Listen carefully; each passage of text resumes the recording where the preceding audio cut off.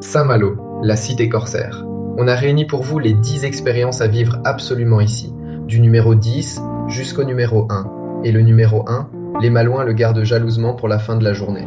Restez avec moi, je vous le révèle à la toute fin. On démarre ce compte à rebours par le numéro 10. La demeure de Corsaire, l'hôtel d'Asfeld Intramuros. C'est la plus belle maison d'armateur de Saint-Malo, construite au XVIIIe siècle. La visite guidée vous emmène dans les appartements meublés d'époque, les caves et les greniers secrets. On y raconte les cachettes, les trésors, les histoires de pirates. Comptez environ 1h30, 12 €, d'avril à octobre. Idéal, justement, les jours de pluie. Numéro 9. Un cours de cuisine à l'atelier de la crêpe, face au port. C'est l'école de la crêpe et de la galette bretonne. On vous apprend la pâte, le geste du roselle, cette petite spatule en bois, et les garnitures traditionnelles. Le cours dure 2h30 et se termine, évidemment, par la dégustation de vos créations. En français ou en anglais, en petits groupes, comptez environ 45 € toute l'année. Numéro 8, la Thalasso, au terme marin face à la grande plage du Sillon. C'est l'un des centres de thalassothérapie les plus réputés de France. Eau de mer chauffée, jet sous-marin, hammam, sauna et la vue sur la mer depuis les espaces de soins. Le forfait journée Thalasso, accès au bassin plus un soin, c'est le meilleur rapport qualité-prix. Un soin des 65 €, la journée des 130. Toute l'année, sur réservation. Numéro 7. Le déjeuner à Sézembre, les pieds dans le sable. Sézembre, c'est une île, à 20 minutes de traversée de Saint-Malo. Sauvage, préservé, pas de voiture, pas de route. 20 hectares de dunes et de plages. Le restaurant, le repère des corsaires, sert le midi un bar ou une dorade grillée, face à la mer. Le conseil d'initié. Réservez le restaurant avant de réserver la traversée. De mai à septembre, traversée autour de 10 €. Numéro 6, les Grandes Marées, le spectacle naturel le plus impressionnant d'Europe. À Saint-Malo, le coefficient peut atteindre 120.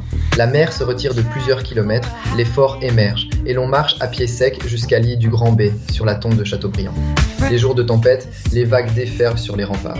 Les plus belles marées tombent en mars et en septembre. C'est gratuit. Mais surveillez bien la montée des eaux, elle est très rapide. Numéro 5. Le dîner au Saint-Placide, une étoile au guide Michelin, dans le quartier de Saint-Servant. Loin de l'agitation touristique, le chef Luc Maubillan signe une cuisine moderne et créative, produits iodés, légumes du terroir et une carte des vins remarquable. Le conseil, le menu déjeuner est souvent plus accessible que le dîner. Réservé plusieurs jours à l'avance en saison. Menu dès 45 € toute l'année. Numéro 4. L'excursion aux îles Chausey au départ de Saint-Malo. C'est l'archipel sauvage, plus de 350 îlots à marée basse, des plages désertes, des phoques gris, des homards. Une seule île est habitée, le reste est préservé. La compagnie Corsaire propose des excursions à la journée depuis le port de Saint-Malo. À marée basse, on explore les îlots à pied. 35 € d'avril à octobre à la journée. Numéro 3. L'excursion au Minquier, ce que les marins appellent le bout du monde. C'est l'archipel le plus au sud de la Manche, à 25 km, lui aussi au départ de Saint-Malo. Curiosité unique, des maisons de pêcheurs posées sur les rochers.